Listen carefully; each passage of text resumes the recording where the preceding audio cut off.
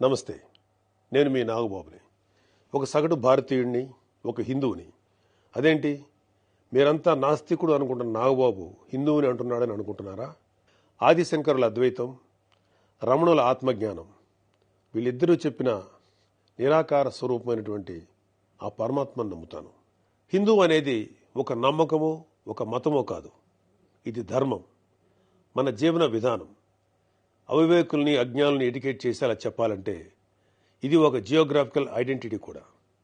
ఆసేతు హిమాచలం నుంచి హిందూ మహాసాగరం వరకు ఈ పుణ్యభూమిలో పుట్టిన ప్రతి ఒక్కడూ హిందువే. ఈ దేశంలో, ఈ ధర్మంలో చార్వాకులు కూడా చోటుంది. కాబట్టి నేను నికార్సైన హిందువుని.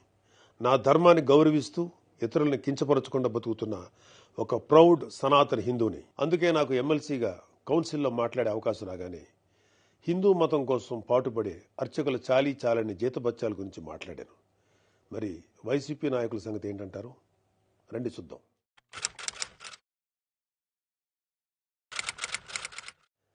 సెప్టెంబర్ 6, 2020 అంతర్వేది శ్రీ లక్ష్మీ నరసింహస్వామి వారి రథం దగ్ధమైన రోజు. రాష్ట్ర వ్యాప్తంగా ఉన్న హిందువులందరి మనోభావాలు దెబ్బతిన్న రోజు. అప్పటి వైసీపీ ప్రభుత్వం ప్రతిపక్షాల ఒత్తిడికి తలొగ్గి కేసుని సీబీఐకి అప్పచెప్తామని చెప్పింది. కట్ చేస్తే 2023లో ఒక హిందూ హక్కుల యాక్టివిస్టు ఆర్టీఐ వేశాడు. దానికి సీబీఐ ఏం సమాధానం చెప్పిందో తెలుసా? అసలు ఈ కేసు మేము టేకప్పే చేయలేదని చెప్పారు. మసిపూసి మారేడికాయ చేయడంలో ఎక్స్పర్ట్స్ అయినటువంటి ఒక్క వైసీపీ నాయకుడైనా దీని మీద మీడియాలో మళ్లీ మాట్లాడడం చూసారా? అయినా వీళ్ళకి అవతల పర్సనల్ జీవితాల మీద ఉన్న ఇంట్రెస్ట్ మన హిందూ దేవాలయాల మీద ఎక్కడ ఉంటుంది?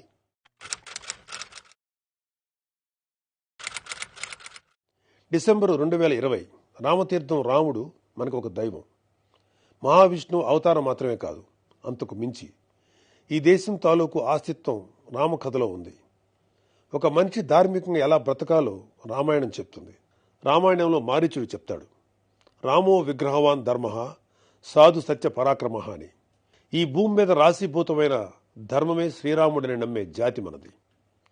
అలాంటి రాముడి శిరస్సును నరికినా పట్టించుకోని ప్రభుత్వం వైసీపీ ప్రభుత్వం. అప్పటి ప్రభుత్వం ఇన్వెస్టిగేషన్లో చూపించిన నిర్లక్ష్యం వల్ల దీని వెనుకున్న అసలు దోషులను శిక్షించలేక ఏదో నామకే వాస్తే కేసులు పెట్టి దీన్ని నీరు కార్చారు. అయినా మీకు మీ మంత్రులకి రిలీజ్ సినిమాలకు రివ్యూలు ఇవ్వడం మీద ఉన్న శ్రద్ధ రాముడి మీద ఎందుకు ఉంటుంది?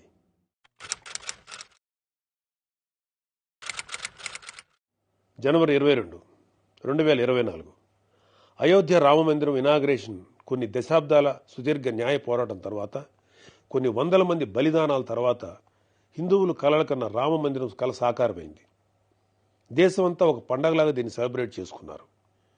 మన రాష్ట్రం నుంచి పవన్ కళ్యాణ్ గారు, చంద్రబాబు నాయుడు గారు కూడా వెళ్లి అందులో పాలు పంచుకున్నారు.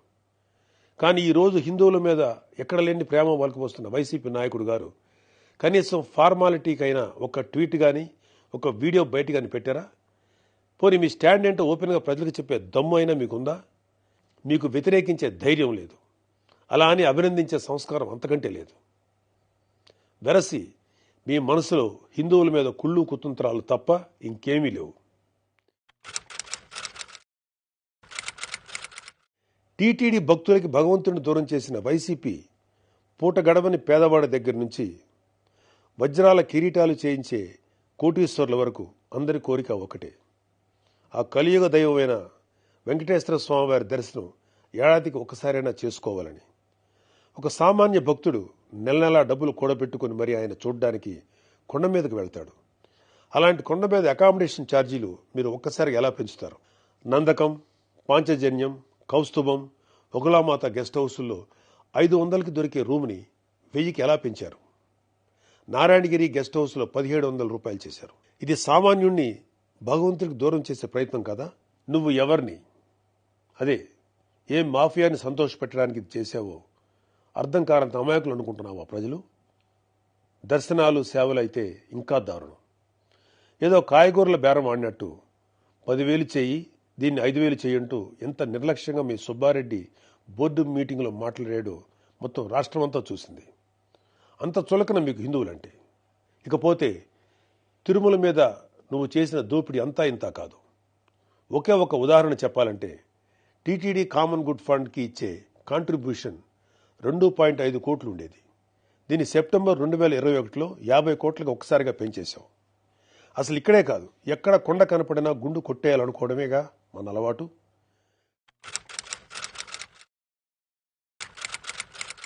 Declaration form. ప్రతి రిలీజియస్ ఇన్స్టిట్యూట్కి ఒక సాంప్రదాయం ఉంటుంది. దాన్ని గౌరవించడం మన ధర్మం. యుధా రాజా తదా ప్రజ అంటారు. నాయకులే రూల్స్ ఫాలో కాకపోతే ఇంకా ప్రజలు ఏం ఫాలో అవుతారు? అయినా బాధ్యత గురించి వైసీపీకి చెప్పడం చెవిటోడి చెవిలో శంఖం ఊదినట్టే.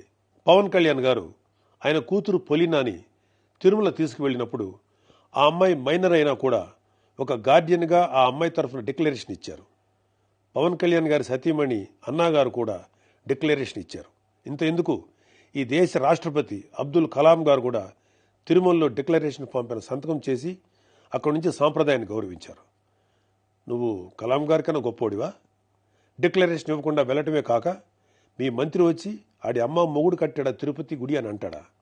అలా తలపొగురు మాటలు మాట్లాడితేనే జనాలు 151లో మధ్యన 5 తీసేసి 11 ఇచ్చారు. అయినా నువ్వు ఏమైనా మారావా? లేదు. డిక్లరేషన్ అడిగారు అని తిరుమల పర్యటన క్యాన్సిల్ చేసుకున్న చరిత్ర మంది.